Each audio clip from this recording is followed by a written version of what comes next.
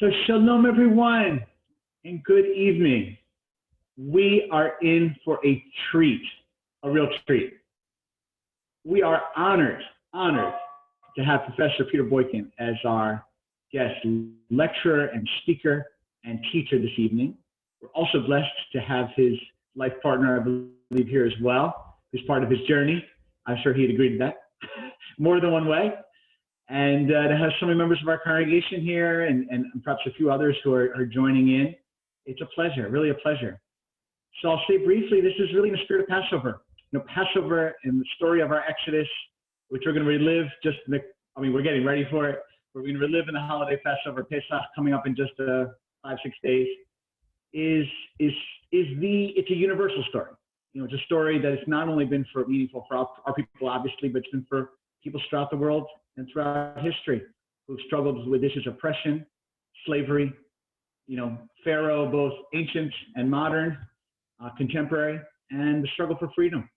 And we know that was a huge influence on the story of the African-American community, the issues of slavery, and we all, Harriet Tubman and other people who literally, not to mention Martin Luther King, who literally quoted the passages from the book of Exodus as an inspiration towards freedom.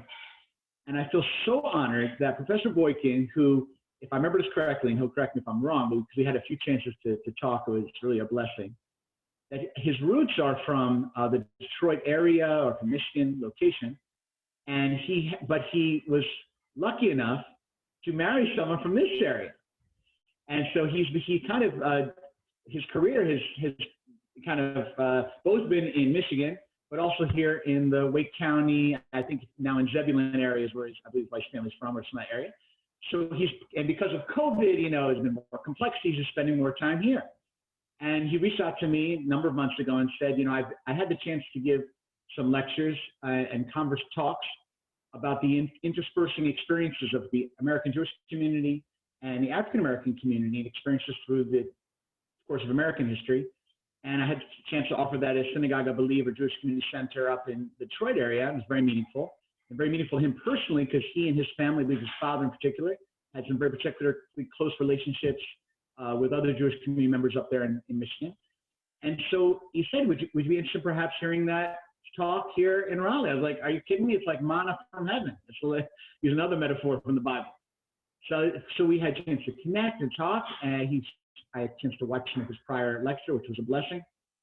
And voila, here we are today. We said the perfect time to talk about this perhaps about the Passover time.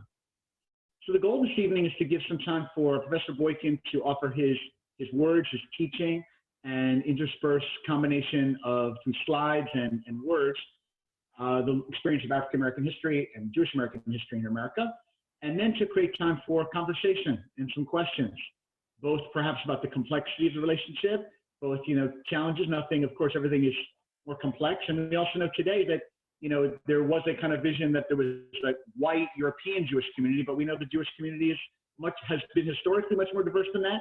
And in today, we are grateful and excited to say it's more diverse, and there are more people of color within our own community, and we celebrate that more openly, honestly, and forthrightly today than we once did. And we, of course, are grateful for that and excited about that.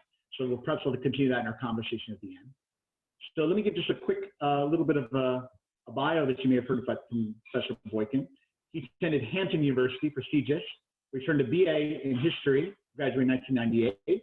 Then after his undergraduate studies, he earned a master's degree in teaching with an emphasis in secondary education from the great Howard University in Washington, D.C. And he went back for a second master's degree in public relations at Michigan State University. Professionally, Peter has been committed to the field of education. He interned at the graduate school at the U.S. Department of Education in Washington, D.C. He has been very involved in social studies and teaching both on I see here in Woodbridge High School in Prince William County in Virginia, which is close to my hometown in Maryland. And since 2004, as noted before, he's been teaching, he's instructor of history at Wayne County Community College, Wayne County Community College District, and teaches African American history, U.S. history, and world history courses there.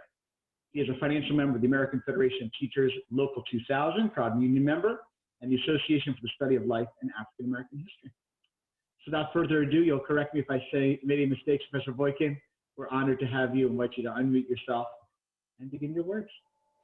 Oh, thank you, Rabbi, for the wonderful introduction. Once again, it's an honor and privilege to be here this evening on this auspicious occasion, and I will get right to the presentation without further ado. Intertwining the histories of the Black American experience and American Jewry. A notable quote that Jewish Americans being involved with the fight for equality with African Americans is, once we were slaves in Egypt, now we are free people. These words were taken from the Haggadah, and they rang in the ears of Jewish Americans who fought to end slavery in the United States. August Bondy was born on July 21st, 1833 in Vienna, Austria. He and his family left Austria after the Revolution of 1848 and settled in St. Louis, Missouri. After being disheartened with the mistreatment of African Americans through the marginalization of slavery, Bondy became an abolitionist.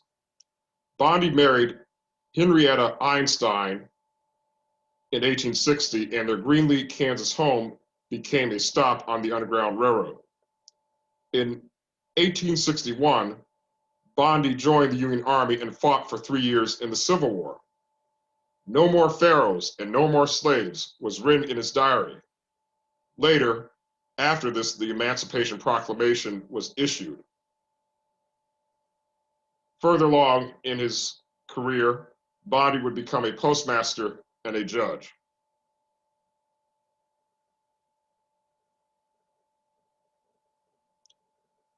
David Einborn. He was born in Bavaria on November 10th, 1809. He was ordained at age 17 as a rabbi. Educated in the universities of Munich, Würzburg, and Erlangen in Germany.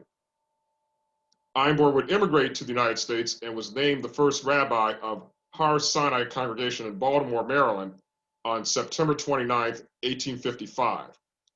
Einborn published Sinai, a German language monthly periodical that was devoted to radical Jewish reform and used as a platform for anti-slavery declarations. In response to his sermon on April 19, 1861, a mob tarred and feathered him because of his stance on slavery, especially in a slave state such as Maryland. He was forced to relocate north to Philadelphia and then to New York City, where he retired.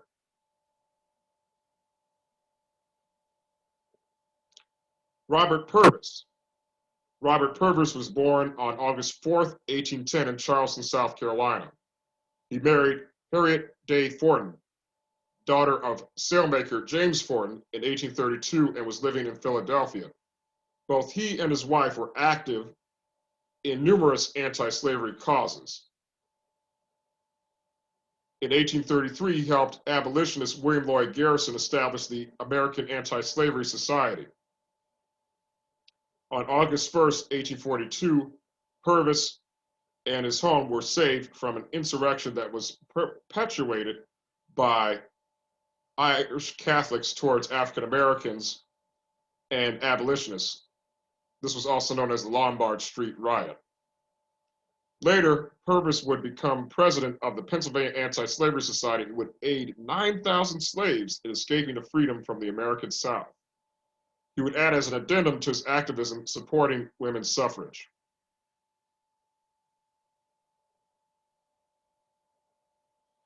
Next, we move into discussing Jewish philanthropy for African American education. This gentleman is Mr. Julius Rosenwald. He was born on August 12, 1862 in Springfield, Illinois.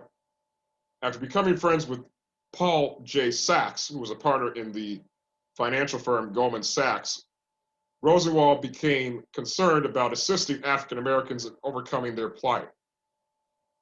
Sachs introduced him to William J. Baldwin, another philanthropist, and African American activist Booker T. Washington. Rosenwald was appointed to the board of directors for Tuskegee Institute, which is a historically Black college and university, and endowed the university to be free from fundraising. In addition to supporting Tuskegee, he also aided 19 other historically Black colleges and universities, to include my graduate alma mater, Howard University, Fisk, and Dillard Universities, just to name a few. From 1917 to 1932, the Rosenwald Fund also assisted African American primary and secondary schools, along with creating scholarships for college-bound students. Aside from education, the Rosenwald Fund supported many African American artists, writers, researchers, and intellectuals. The National Association for the Advancement of Colored People, also known as the NAACP. This organization was a multiracial coalition that was formed on February 12, 1909 in response to the East St. Louis, Illinois, and other mounting insurrections towards African Americans. Dr. W.B. Du Bois, who's shown in the middle, Mary Church Terrell, and Miss Ida B. Wells were the African American founders of the organization. In 1914, Professor Joel Spingarn, who's shown on the right of Dr. Du Bois, became the organization's chairman, and he recruited Mr. Jacob Schiff, who's shown on the far left, Jacob Bilikoff, and Rabbi Stephen Wise for the board of directors.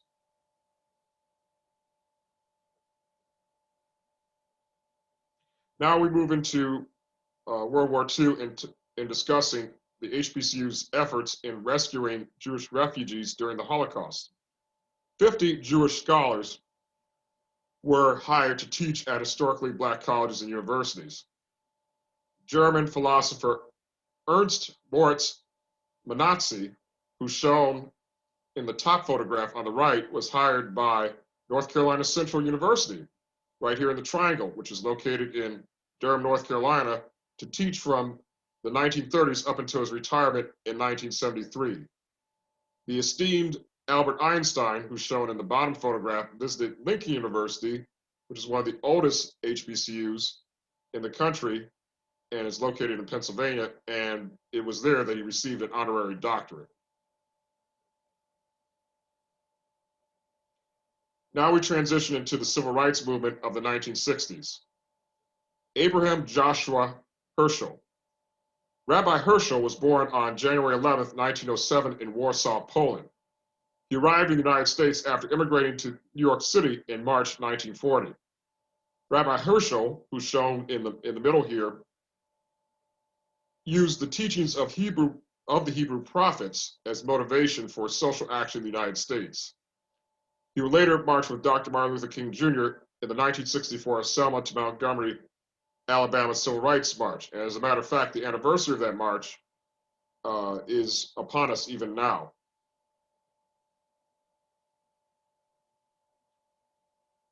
Mr. Michael Schwerner. Schwerner was born on November 6, 1939 in the New York City area. He graduated from Cornell University and attended Columbia University to get a master's degree in social work. His social activism would commence by joining the Congress of Racial Equality chapter in New York, also known as CORE. In 1963, Schwerner helped desegregate the Gwynn Oak Amusement Park in Baltimore, Maryland. He was recruited by John Lewis to work in the Mississippi Freedom Movement. Andrew Goodman. Mr. Goodman was born on November 23, 1943 in New York City. In 1964, he was recruited by John Lewis to work on the Freedom Summer Project with the Congress of Racial Equality in Mississippi. Along with fellow New Yorker Michael Schwerner and a local African-American activist, James Chaney, they investigated a church bombing in Philadelphia, Mississippi. The three men disappeared and were found dead after being murdered by the Ku Klux Klan. Justice would not be served in their murder until January 7, 2005, when Edgar Ray Killeen was arrested and convicted as the mastermind for plotting the murder of Goodman, Chaney, and Schwerner.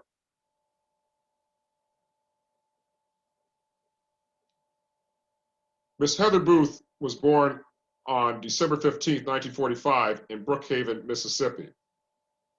At age 15, she joined CORE and became involved in lunch counter desegregation protests.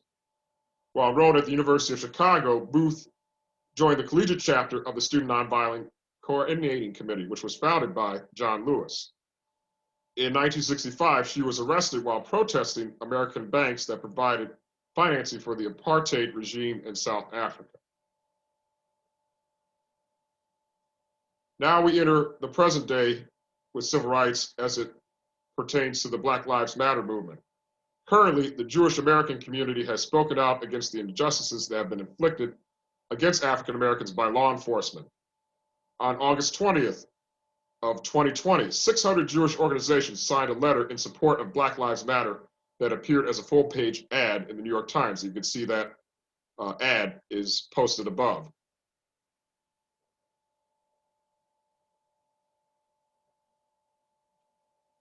After a special election was held to settle runoff from the November general election, the state of Georgia made history in January 2021. Reverend Raphael Warnock was elected the first African-American U.S. Senator from the state. John Ossoff was elected the first Jewish United States Senator from Georgia. Senator Ossoff is the first Jewish senator elected from the South since Benjamin Jonas in Louisiana, and that was back in 1879. So to conclude, I want everyone to leave with several thoughts. We are still facing many challenges that are dividing the United States along racial lines. It is imperative that we disseminate this history to others, especially the younger generations, so that they will realize the importance of racial equity. The struggle continues, and we must form strong coalitions to fight injustices and promote equity for all Americans, regardless of race, religion, gender, and socioeconomic status. So now that my presentation has concluded, I will open the floor for any questions. Wonderful. Thank you, Professor Boykin. We appreciate this very much and very powerful presentation. Some of these I was well familiar with and some less familiar with. So I'm going to be the little moderator here for some questions and conversation. I think maybe I'll start a little bit of conversation and then we'll invite others to come in. What I'll invite people to do is to perhaps put a question into the chat. Julius helping us out too. You can use the chat function to perhaps put some questions you might ask the professor. And I want to just note real quickly that I'm so honored that we have Joe Holt here on our webinar and our call here. Joe is a big friend of our Beth Meyer Synagogue community. Some of you know Joe is modest, so I don't want to embarrass him, but he was the first African-American student to apply to Wake County Public Schools and sadly be rejected on, if I remember correctly, correct if I'm wrong, his memory's way better than mine, I think 4 times in a row. Like he never actually went through after Board of Education.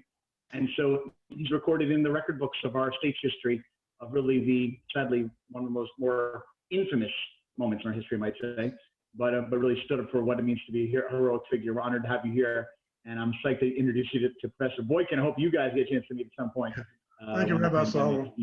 Thank you. We're so honored to have you here. We're always honored to have you here. Yes, it's an honor to meet you, sir. I've heard so much about you from the rabbi. Honored to meet you, sir, too. Thank you for this beautiful, wonderful presentation. I particularly like that second bullet where it said we need to disseminate the history. We need to disseminate the history. You know, that's so important. Thank you for that. My pleasure. No. So here's what, because I'm gonna throw a couple questions. I'm actually gonna remember, I'm gonna, a couple things. So first of all, can you talk about the Rosenwald schools? I myself am embarrassed to say I was not that familiar with the Rosenwald schools. I don't know how much you've studied it. You know, I don't know what it was like in your background where you're from in Michigan. I don't know. But we've heard a lot of it down here. In fact, in Apex, just a couple of months ago, there was a dedication of the school. Maybe we talked about this, the Rosenwald School, and the influence he had across the South, as you mentioned, the Tuskegee University and other universities, the work with Booker T. Washington. It was a really remarkable connection between a, not a rabbi, a lay leader who was successful with Sears Roebuck, as you noted, but also really saw commitment to education for African Americans and really helping when frankly the U.S. government or state governments were not willing. Is there anything else you can tell us about that, Rosenwald, specifically? Well, yes, we're talking about the late 19th and early 20th and mid 20th century. So this was the time when HBCUs were real. Well, HBCUs, let me back up here. The first HBCUs were started before the Civil War. So you had Lincoln University in Pennsylvania, also Cheney State and Wilberforce in Ohio. Now, Lincoln was a private school, and then Cheney was a state HBCU, and then Ohio, you had 2 HBCUs in Ohio. Wilberforce which was actually a private school, and started by the AME Church, which I belong to, the African Methodist Episcopal Church.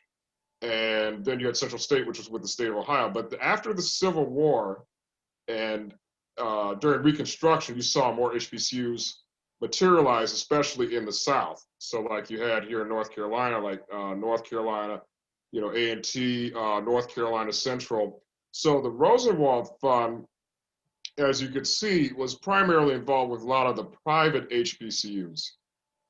So the private HBCUs relied heavily on the Rosenwald Fund. They relied with support from Gladys Spielman, Collis P. Huntington. So they relied a lot on the pretty much philanthropists in America during that time.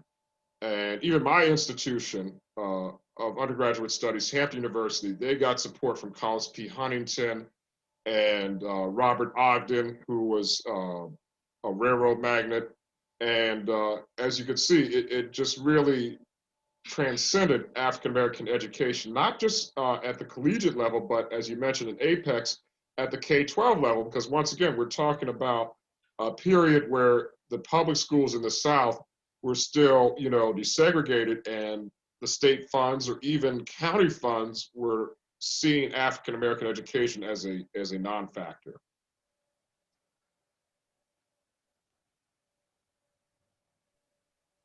Thank you, Professor. Okay, let me ask you another question for you. So that when you had, I discussed this, reviewed this lecture, you had focused a lot on, and appropriately so, really kind of what you might say is like the all-stars of Jewish American history, or even African American Jewish American relations, and some of the real heroes that we look at.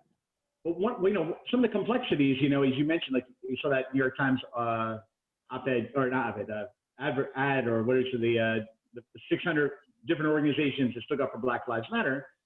At the same time, the Jewish community is a diverse community, and it's not there's 600, but there wasn't 6,000. And we joke in the Jewish community that we have a alphabet soup of Jewish organizations. You basically use any letters and we can come up. So there's no question it's a significant number, and I'm very proud of it. I think many people in this webinar are very proud of that. Having said that, not all of the American Jewish community. I'm just wondering if you could say anything about what it means, the complexities of other, in general, not just Jewish American community, but in general, sadly, in light of what the Asian American community has been facing in recent times, and sadly just this past few weeks or week, yes, that there are different communities and minority communities that don't always get around perfectly, and that some are more leading, some are more challenged. How would you say, or what would you estimate that? How would you, when you see these examples, clearly they're a source of inspiration, but there are other ones that are more challenging. How do you deal with that complexity? Well, I see complexities as a challenge to try to bring people together. Like you mentioned, I'm glad you mentioned about the Asian American community in lieu of what has happened recently in the Atlanta area. And my wife is from Georgia, and I've learned so much about Georgia, even being married to her. And actually, my family roots are in Georgia, right outside Atlanta. I believe that this country offers so much opportunity for everyone, but as I tell my students, when we look at with the Asian American community, there was discrimination with the government. Like you look at in 1880, they had the Chinese Exclusion Act. They did not want Chinese immigrants coming to the West Coast. Why? Because during that period of time, it was a boom area in the West. You had the railroads being built, also the gold rush in California, and you had a lot of Anglo-Americans come from the East Coast to go west of the Mississippi, and they did not want African Americans to partake in the wealth, nor did they want the indigenous people, the Native Americans out there, or those of the Latino community. And then when the Asians started coming in, they said, okay, we're going to stop it. They even segregated the public schools in San Francisco intentionally.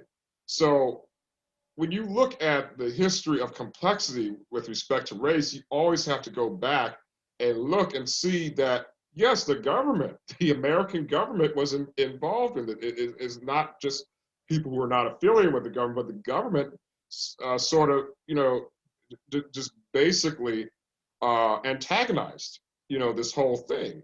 And even though, well, yes, the government's still involved in some antagonism, even today, I cannot lie, but you have to go back and dissect the problem by looking at the root cause.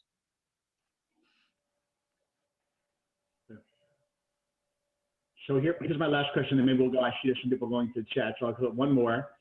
Is one of the complexities also of and it came across in some of the examples you gave, Professor, is that the American Jewish community historically, I mean, I'm speaking now, this is really some work that's been done very much in recent years by some great scholars. Some of you may know these people here in the calls in the Jewish studies community, like Gina Green, if you're familiar with her work, or Yavila McCoy. These are new rising, I say new, I mean, they've been doing it for a while, but they're really becoming more prominent in the past decade or so.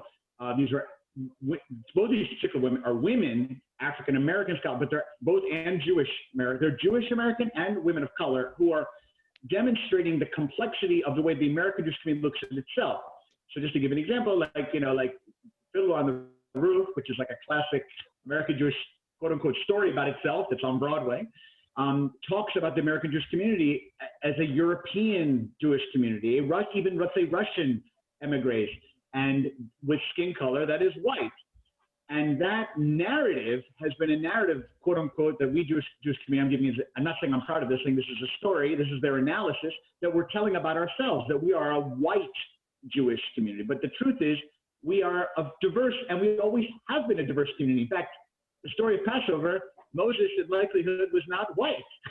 Moses was a person of color.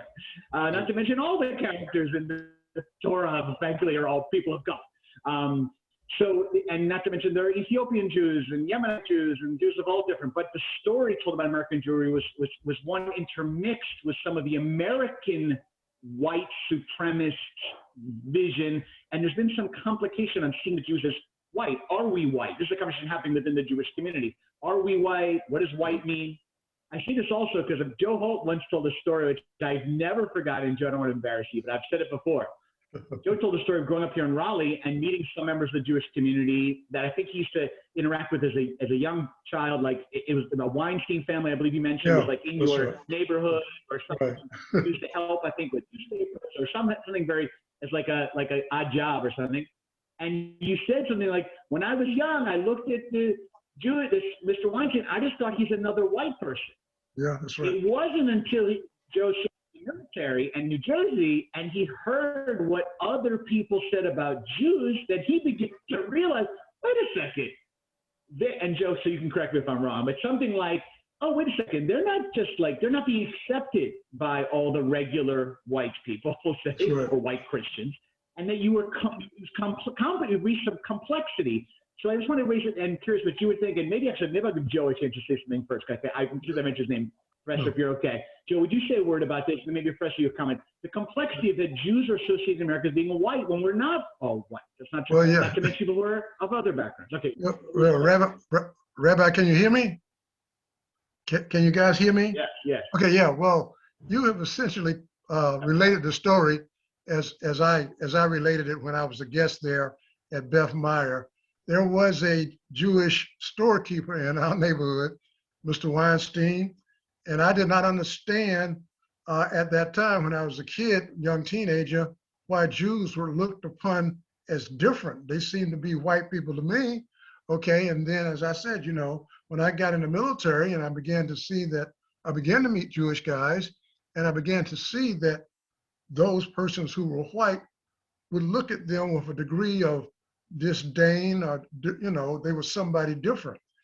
And my experiences with a few Jews while I was in the Air Force was a positive one. Usually if I was having a problem with something, let's say, they would assign me to like a Jewish mentor, okay? But one of the things I noticed is that the Jewish guys seem to see you more as a human first, okay? And related to you. I remember one particular difficulty I was having understanding a piece of equipment, and I think the gentleman's name was Newman. I think that was his last name. And he worked with me in a way that others didn't. Others assumed that I was too dumb to understand the concepts. But Ned Newman didn't. Just his approach encouraged me, and I picked it up just like that. Yeah. But Mr. Weinstein, you know, his bark was worse than his bite. You know, I'll never forget about him saying, you know, is there any good news in the newspaper? Because I was the paper boy, and I was trying to relate to him. Yes, you know, this has happened, that's good. No, that's bad news. You know, that's not bad news, Mr. Weinstein. Yeah, that's bad news. I'll tell you why. You know, he said, it's good news, but good news is bad news for the newspaper. Bad news is good news for the newspaper because it sells. That's enough. Business sense, that's funny. Mr. Boykin, what would you say about some of the complexities of the, thank you, Joe, we appreciate it. Thank you. Yeah. Professor. Yes. Oh, I see a couple questions. So if you don't mind, I want to address Janet's question and Roy Daggs' question. Go ahead. When you go, please go for it. Okay. Well, first of all, I want to say, you know, I was very blessed to have grown up in Detroit. Back when I was growing up in Detroit, it was the 5th largest city in the United States. And it's a very multicultural city. You have African Americans. You have Detroit has one of the largest populations of Arab Americans and Middle Easterners in the United States. You have Latinos. So it was a melting pot. And Rabbi Solomon will tell you, you know, one thing that captivated his interest in developing a relationship with me is that I was exposed to the Jewish community early on. My grandmother was a school teacher in Detroit, and she was also a school board member, as well as my dad's stepfather, Herbert McFadden, who is actually the uncle of my 2 cousins who are on here, Roy Daggs III and Les, and I appreciate their attendance. And my first exposure to Jewish Americans came when my grandmother took me to dinner at a friend's house, and the friend's name was Mr. Firestone, Bernie Firestone, and his wife. And he was very active in the union movement in Detroit, and he was a good friend of my dad's stepfather, Herbert McFadden. And we had a very, you know, good dinner. And sadly, after that, Mr. Firestone was killed. And then my father was a lawyer in Detroit for many years. He had a client, Mr. Sigmund Kramer. He was from Germany, and he came over to the United States during the Holocaust, and he and his family owned a shipyard in Detroit. And one time I went with my dad. I was working for my dad as a messenger clerk at his law firm, went down to his shipyard. He had to sign some, Mr. Kramer had to sign some papers, and, you know, he was telling me about growing up and you know, during the Holocaust, coming to the United States, and I learned a lot from him. But getting on to the 2 questions here. Good evening, Ms. Isaacs. I thank you for attending. She said, I am intrigued with Nick Cannon from his podcast class in December 2020 when he met with Religious Action Center. What is your opinion of the atonement? I believe, you know, my wife and I talk about this all the time. You know, she said, well, why is there such thing as, you know, the construct of race? You know, she says, I put, you know, on the census form, I put I'm human. You know, why is it, you know, I say I'm African American, Latino? Well, see, the whole construct of race came about going back to when the Europeans, mainly from like England and France, started colonizing other parts of the world. And it has divided us, because at the end of the day, we're all human. So in response to your comment, Ms. Isaacs, you know, I think Mr. Cannon realized that maybe, hey, you know, I have to be more careful what I say, and this is why we need to have dialogues like this, you know, to further understand that even though we may be of different religious faiths, different genders, different socioeconomic classes, and age demographics, at the end of the day, we all have something, you know, to contribute. So that's how I would view that question. And next, Roy Daggs, who's my cousin, he says, this was an excellent presentation. My question is, ethnic studies programs in the United States primarily dealing with African Americans, Latinx, or Hispanics, Asian Americans, and Native Americans. What do you feel is needed in order to incorporate Jewish Americans in an ethnic studies program, since Judaism involves a diversified group of people? That is a very profound question. Actually, there's a major development with that. I don't know if you all have read. In California, they're going to have an ethnic studies curriculum for the high schools out in California. So what do I feel is needed in order to incorporate?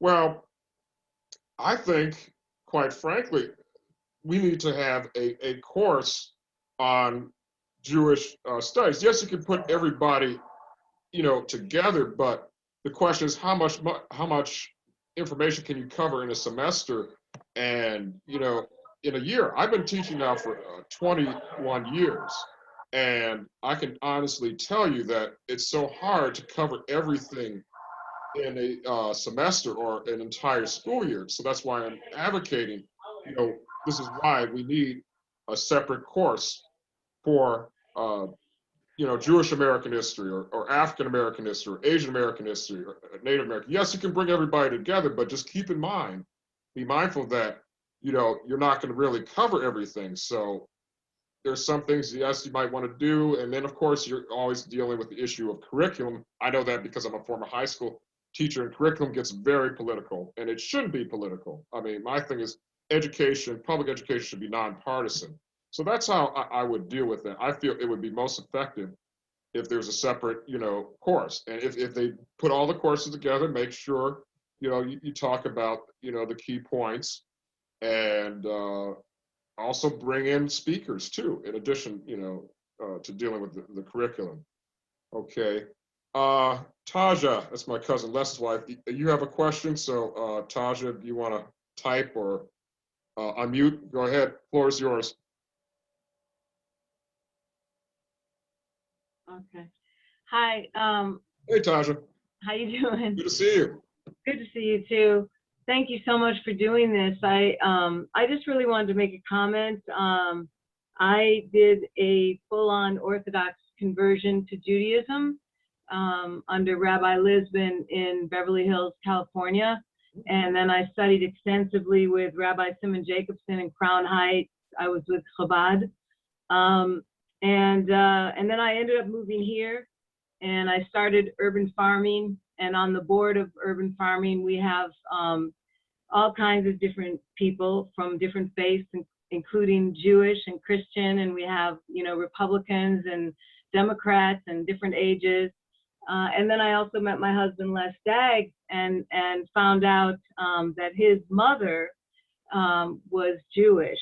On her mother's side, his great-grandmother was great-great-great-grandmother was Jewish, and his great-great-great-grandmother and I believe great-grandmother both were a part of the helping with the Underground Railroad. Yes. So I just want to say that there is quite a bit of diversity within Judaism, and it's enriched my life. And I've done a lot of extensive studying, and and I was so happy, Peter, when I found out that you were doing this, because I think it's a critical time right now for people to bridge gaps, to come together, and to also review this history that has already occurred between the Jewish community and the African American community in this country,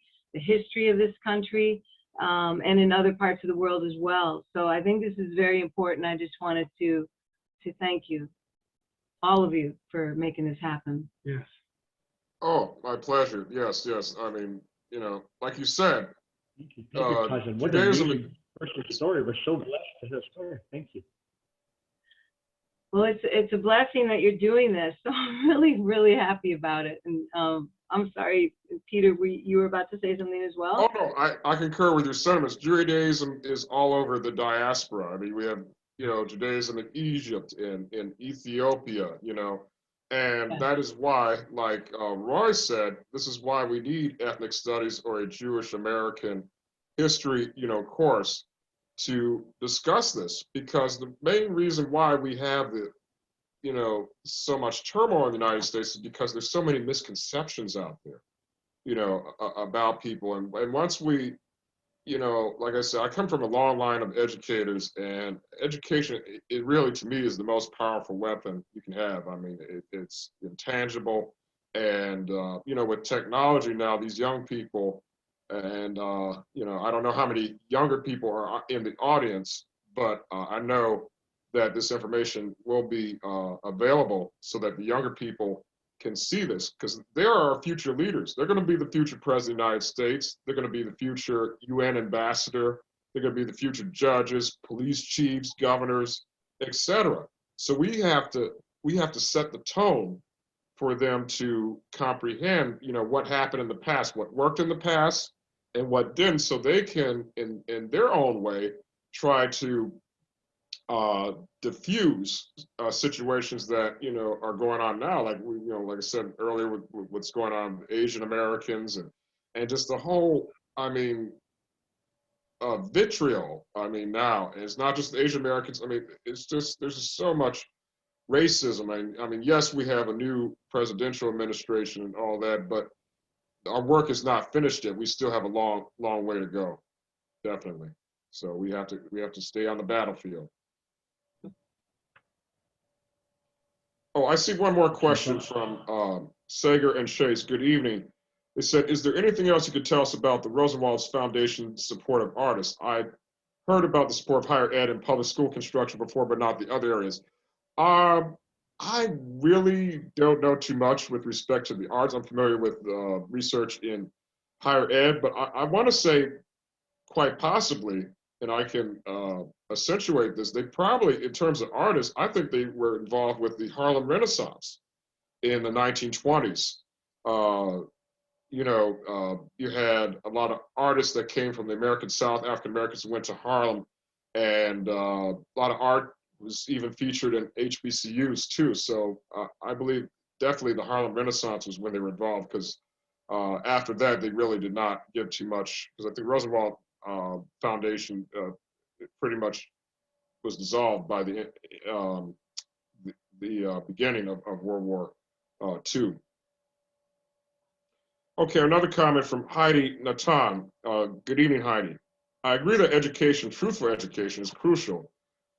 What are your thoughts with our current lieutenant governor, who's trying to keep the truth out of the classroom?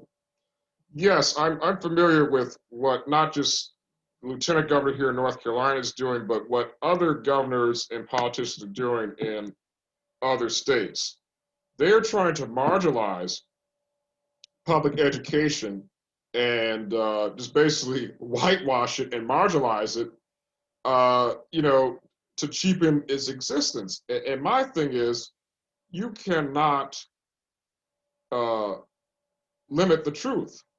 You cannot. I can speak from my experience. It's like, I went to Catholic school from, excuse me, 2nd through 8th grade. I really did not have even much African American history, even though I was attending a predominantly African American school. I really did not I got my history pretty much from home. My mother had children's books on Harriet Tubman and Jackie Robinson and Ralph Bunche. And it wasn't until I got to the 7th, and I only had like 2 Black African-American teachers in the school. It wasn't until I got to 7th grade that Mr. Gregory Geis exposed us to a lot of African-American history. And then when I was in high school, I had a little bit more African-American, but it wasn't until I went to Hampton University, which is a historically Black college in Hampton, Virginia, which is about 3 hours from here in Raleigh, that I really got my foundation. So, like you said, truthful, operative word truthful, we have to have truthful education and not marginalize the truth. Like I said before, if you're talking about racism against Asian Americans, you have to discuss the 1880 Chinese Exclusion Act. You have to discuss the Japanese internment camps that happened during World War II, that maliciously took Japanese Americans who were hardworking, tax-paying individuals and put them on remote army bases in California and Nevada, all because of a few bad apples that bombed Pearl Harbor. So if you hide the truth, we're going to continue to have the problems that we are now. So this is why we have to vote. See, the people people have to realize the people you put in office affect public policy decisions like education. So saying we don't need African American history, we don't need Asian American history, we don't need Jewish American history, to me, it is a crime. We need these different ethnic groups to be known. And I don't care whether these histories are being taught in a totally myopic, not racially diverse area, even somewhere like in Idaho or Montana. You are in the United States, you need to know about every single religion, every single race, every single ethnic group that has existed in this country since its inception. You must know about it. There's no way around it. It's just like, I'll say this real quick, in Utah, they tried to dance around African American History Month at a school there. They said, well, we shouldn't make it mandatory. And of course, people spoke out against it. And because of the speaking out, people said, okay, well, we need it. It's just no different than, when the King holiday, came out back in the 80s. I think it was Arizona and Maine decided not to observe it. So as a result of that, they had protests in Arizona to not allow the Super Bowl to be their major events. It's the same in Maine, but now these two, it's a federal holiday. So if you're talking about not, let's be transparent. If you're talking about not recognizing a federal holiday, how about we change the name? Well, it has been changed. Columbus Day is Indigenous Peoples Day because, number one, Columbus didn't discover America. Okay, he landed in the Bahamas. The Native Americans were here first. So that's why they have changed the name to Indigenous Peoples Day. Okay, they're the ones that they're the first Americans. They're the ones that should be celebrated, not Columbus, who came in and executed them and stole their natural resources and forced them to convert to Christianity. So very good question, Heidi. Thank you. So, Professor, we're reaching close to our end of our time and together. And so let me maybe just move it a little bit towards to today, and maybe you can speak more, not necessarily just about the Jewish American, African American experiences and things like this, but maybe in education, which has also been powerful.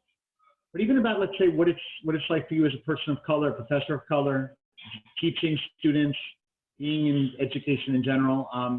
In our current milieu, one of the big issues going on in the South, as you know very well, is the issue of looking at our history here and things like statues.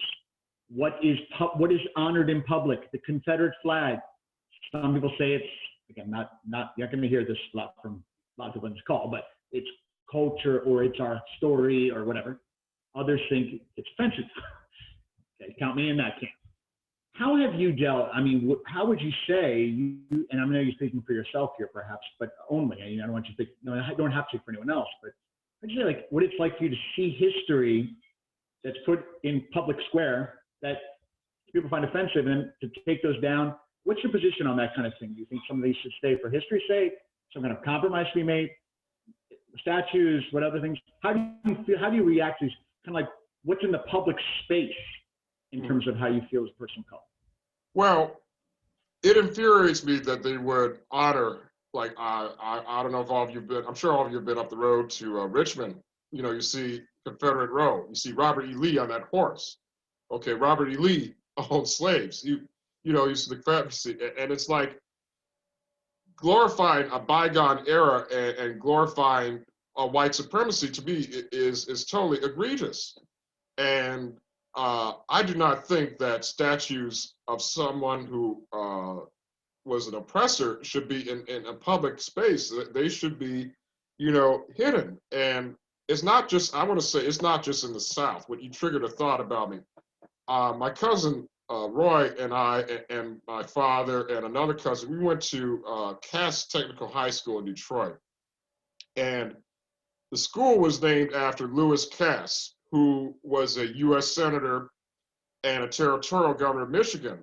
Well, I didn't find this out until, of course, well after high school, but it's been revealed over the last 15, 20 years that Lewis Cass owned slaves illegally in Michigan. So even though Michigan was not a slave state, you had a lot of illegal slave owners in the North. Even the founder of Detroit, Antoine de la Motte Cadillac, who the car company's named after, had slaves. There's a book that I have on my shelf up here called Dawn of Detroit by Dr. Tia Miles, who's a African-American woman who's a professor at Harvard University. She revealed this, and now they want to change the name of my high school from Cass Tech because, you know, he owned slaves and he was a racist, and he defended slavery. He even ran for president in 1845 or 46 and defended it. So I support here in the South the removal of any vestige that defends. As a matter of fact, I just read it in the USA Today newspaper last week in Tennessee. They have a statue of General Nathan Bedford Forrest, one of the founders of the Ku Klux Klan, in the state capitol in Nashville.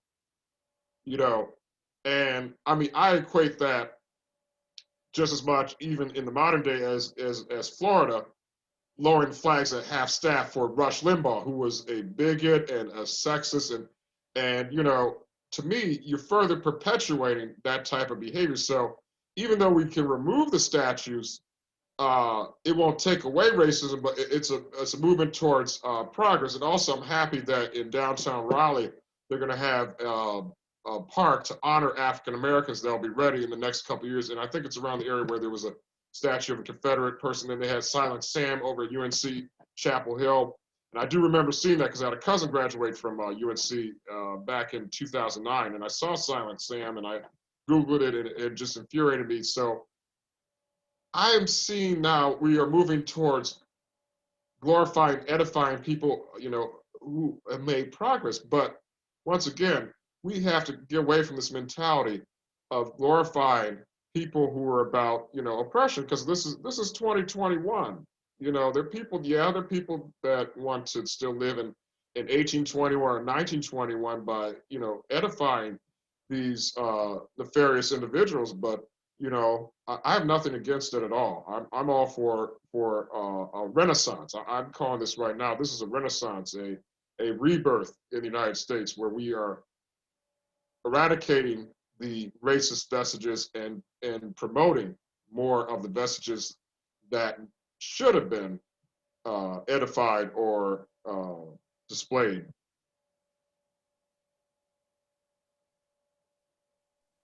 Wonderful. Thank you so much, Professor. All right, are there any last questions in the chat? We'll go before we're going to move towards wrapping up this evening. And as we do, what I'll say is that, Professor, with your permission, we'll invite people who would like to continue conversation with you further. They can send an email to me or to Julia, our wonderful programming director, who helped put this together tonight. Julia, thank you so much. And you can continue the conversation further. All those, of course, who are, I think some of these are both friends of our congregation and relatives as well as Professor Boykin. We're glad to have you. I hope, God willing, we're going to have you in person someday. Not that, you know, hopefully soon, God willing, with God's help. Yes. We'll eventually meet in person. We hope you know you're always welcome to come visit our congregation and celebrate with us in our holidays and various things, you know, when it's safe eventually. I guess I would just like to conclude by saying that, you know, this is part of an ongoing dialogue. You know, Passover is a time for remembering all our liberation, our continuous liberation. That's just something that happened long ago. It says in the prayer book you mentioned, the Haggadah, which is the book we use that kind of gives us the script that what to read in the Passover night, is just to remember that it's not just that we were in Egypt once, it's that we're still being or on a road to liberation today. And I think you've really reminded us that we have great people with the shoulders we can stand on, the great leaders to step forward, and we're the Moses, Miriam, and Aaron of their time, moving forward in all these communities. But that, you know, the story is still ongoing. We still have a lot of work to do. To think, I remember when I came down 16 years ago with my family, the first time I went to downtown Raleigh, and I saw that Confederate statue, and I talked to my wife. I turned to her. I said, "Is that what I think it is?" Like, I couldn't believe what I was seeing. And I thought, no, this can't be in the downtown. You know, I didn't even, it was so beyond me. I also saw Simon Sam at one point. One of my children had a piano recital right next to it. And I remember looking at it thinking, what? Can't even comprehend. It became just it's like as if it was the background wallpaper, a racist wallpaper in the society that was just like, I couldn't understand. But that's I guess you might call the northerner in me, thinking this is strange. This doesn't mean the North is perfect, as you know, as you noted in Michigan. I'm just saying I just didn't notice these things. So it feels like we're going through a process right now of re-understanding who we are, the complexity, and seeing what was hidden in plain sight right in front of us. So that's the requirement of our current generation. What do we do today with, sadly, those people of color who have been affected by law enforcement that was ignored for a long time and kind of whispered about, but now is more in the fore? It's saying, hey, this is unacceptable, and there's records of it with video and various things. Look at the insurrection. Okay, we could talk about, I don't want to give my own, I'm giving a sermon. I got to be careful. Okay, my point is that you've helped remind us that Passover is not just about what happened in the past, but it's about what happens today. And I'm so grateful for you reminding us of that, our kinship together, that injustice anywhere is a threat to justice everywhere, you know. So Dr. King, you've really brought that to the fore. We are incredibly grateful to you, Professor. So I see Professor put his email here, and currently you're saying you're in Wake County now, and right, Professor, you're in the local area. So someday we may actually see in person, right? Is that correct?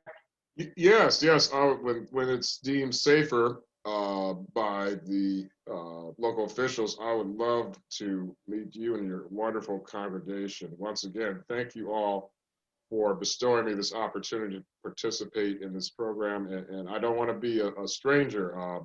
I would like to participate in future endeavors. So let's, like I said, there's my email. Let's stay in touch. If you need resources or anything, feel free to contact me. Do not hesitate to contact me at any time. I'll be more than happy to provide as many resources. And I'm a YouTube junkie. I know a lot of good documentaries on YouTube. So anything you would like to know about the Rosenwald Foundation or African American and Jewish American relationships, I'll be more than happy to give you resources, because this is what it's all about. It's all about dialogue, bringing people together for a common cause to attain knowledge and pass it on to others. And like I said earlier, hopefully a lot of you will pass it on to your grandchildren and nieces and nephews and a lot of young people, because they're the ones who are going to turn this thing around, in this country. So we have to make sure they're equipped. Amen. Amen. I also think it'll be a pleasure for you to meet and hear from some of our African American members of our own congregation if we're honored as like to some point. So God willing, maybe we'll have you a Seder next year. Yes. Yes. That'd be awesome. All right. Well, so we're going to call it an evening. I see you're getting lots of accolades here in the chat. Hope you enjoyed that, Professor. And thank you very much again. So wish everyone here a happy Passover, a happy Easter, those who celebrate, our Christian brothers and sisters. Thank you. Have a wonderful holiday. Hope you'll bring some inspiration with you from this talk into your Passover Seder conversations. And wish everyone blessings and safety. Okay? Happy Passover to everyone. Professors, we say, let my people go. You're free. Okay? Everyone's free. Thank you. Thank you, Rabbi. Thank you, everybody. Happy Passover to everybody. Happy Easter to others. Thank you.